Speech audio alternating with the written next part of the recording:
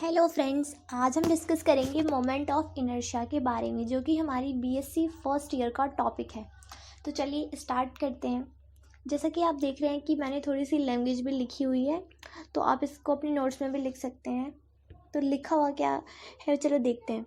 The moment of inertia of a body or a system of a particle about an axis of rotation is given by this: I is equals to sigma m r square।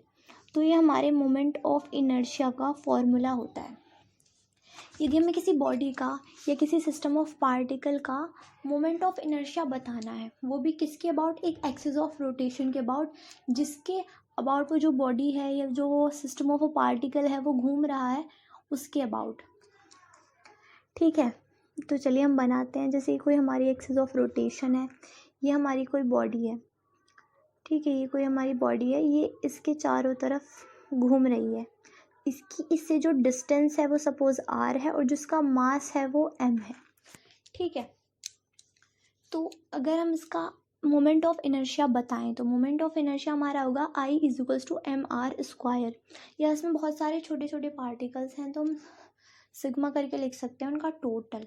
ठीक है, तो ये हमारी axis of rotation है। This is our axis of rotation. ठीक है, तो इसके अबाउट यदि कोई पार्टिकल या कोई बॉडी घूम रही है तो उसका जो मोमेंट ऑफ इनर्शिया होगा वो हमारा I is equals to M R square हो जाएगा। अगर छोटे छोटे पार्टिकल्स हैं, पूरा सिस्टम है हमारे पास, तो हम ऐसे लिख सकते हैं आई is equals to m1 r1 का स्क्वायर प्लस m2 r2 का square plus dash dash dash, जितने भी n पार्टिकल्स हैं और ज़्यादा हैं उस हिसाब से हम लिख सकते हैं। तो कहने का तात्पर्य यह है कि जो हमारा मोमेंट ऑफ इनर्शिया क्या होता है, वो होता है हमारा जो बॉडी है उसके मास और जो उसकी डिस्टेंस है एक्सिस ऑफ रोटेशन से उसके उस स्क्वायर के प्रोडक्ट के इक्वल होता है। मतलब ये हमारी बॉडी है, इसका मास हो गया इनटू जो डिस्टेंस है एक्सिस ऑफ रोटेशन से उसका स्क्वायर हो गया, तो इन दोनों के प्रोडक्ट के इक्वल हमारा जो मोमेंट ऑफ इनर्शिया होता है वो होता है। ठीक है, यहाँ पर अगर हम m1 m2 की बात करें तो ये मासेस हैं पार्टिकल्स के। अगर आप लिखना चाहें तो इस तरह से लिख सकते हैं, hair m1 m2 dash dash dash, जितने भी हैं आर मासेस, जो द्रव्यमान है हमारे पार्टिकल्स का वो है masses of particles. And r1 r2 क्या लिख सकते हैं, m1 की डिस्टेंस जो है बॉडी से, मतलब जैसे कोई पार्टिकल है, सपोज a1 है। ठीक है, जैसे हमने ये a1 पार्टिकल मान लिया, इसका जो मास है वो हमने m1 मान लिया, तो जो इसकी डिस्टेंस है एक्सिस ऑफ रोटेशन से वो r1 है। तो यहाँ हम लिख सकते हैं r1 r2 dash dash dash r distance of particles from axis of rotation. जो हमारी एक्सिस है रोटेशन की, जिसके चारों तरफ हमारी जो बॉडी है, ये जो पार्टिकल्स हैं वो घूम रहे हैं। ठीक है, तो ये हमने लिख ली इतनी लैंग्वेज। और अगर ये बहुत छोटा सा टॉपिक है, बहुत ही वाइड नहीं है, इसकी जो एप्लीकेशंस हैं वो आने वाली वीडियोस में हम पढ़ेंगे।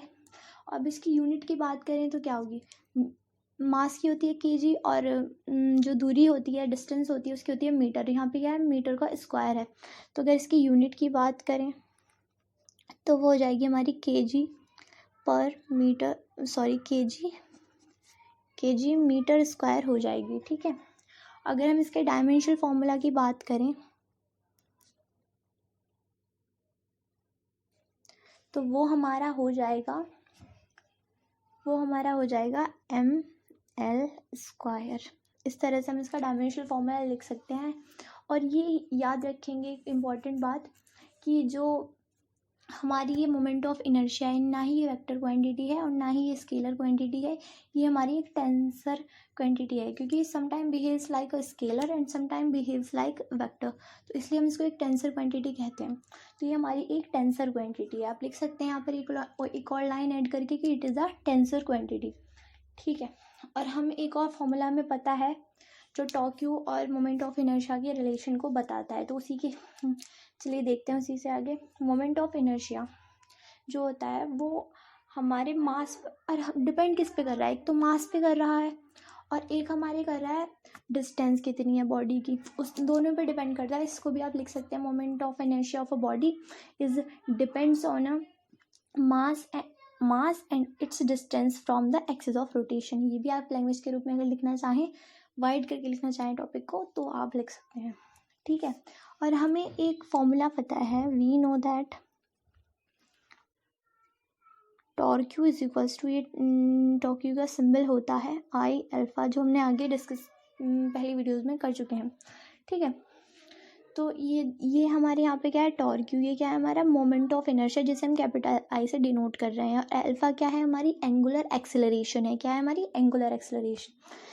तो यदि हम अल्फा इज इक्वल्स टू 1 कर दें, इसको एंगुलर एक्सेलरेशन को यूनिट एक्सेलरेशन की तरह देखें, तो जो हमारा टॉर्क्यू हो जाएगा वो आई के इक्वल हो जाएगा, ठीक है। तो हम इस प्रकार से इसकी एक और लैंग्वेज, एक और डेफिनेशन लिख सकते हैं, ठीक है, कि moment of inertia M I भी इसको बोलते हैं, M I of a body about the axis of rotation. मैं लैंग्वेज भी लिख रही हूँ जिससे आप अपने नोट्स बना लें, आपको उसमें कोई प्रॉब्लम ना हो, तो आप यहाँ से नोट्स भी बना सकते हैं, ये प्रॉपर नोट्स हैं इसके, तो आप बना सकते हैं। M I of a body about axis of rotation may be, मतलब ऐसे डिफाइन की जा सकती है, may be defined as the torque. मैं जो लिख रही हूँ आपको उसका मतलब भी समझा दूंगी, सो डोंट वरी, आप अभी नोट्स बनाते जाइए।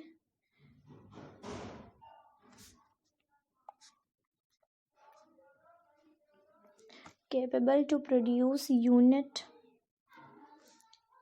angular acceleration about axis of rotation। तो मैंने क्या लिखा है, चलिए समझते हैं, ठीक है। तो ये हमें पता है, हमारा फॉर्मूला होता है tau is equals to I alpha. हमने क्या किया, एंगुलर एक्सेलरेशन को वन रख दिया, तो जो हमारा टॉर्क्यू है वो इक्वल हो गया आई के, मतलब जो हमारा मोमेंट ऑफ इनर्शिया है और जो हमारा टॉर्क्यू है वो दोनों आपस में इक्वल हो गए। तो अगर हम यहाँ से इस आई को डिफाइन करना चाहें तो हम कर सकते हैं, M I of a body about the axis of rotation. मतलब अगर हम किसी मोमेंट ऑफ इनर्शिया निकालें बॉडी का, किसी, जैसे यही थी हमारी रोटेशन, एक्सिस ऑफ रोटेशन, ठीक है, तो हम उसको कैसे डिफाइन कर सकते हैं कि कोई टॉर्क्यू जो कैपेबल हो, जो प्रोड्यूस कर रहा हो यूनिट एंगुलर एक्सेलरेशन, मतलब 1 यूनिट का मतलब होता है 1, तो यूनिट एंगुलर एक्सेलरेशन हमने मान ली, तो उस टॉर्क्यू की इक्वल हो जाती है जो हमारा 1 या फिर यूनिट एंगुलर एक्सेलरेशन प्रोड्यूस करता है, वो भी उसी एक्सिस ऑफ रोटेशन के अबाउट।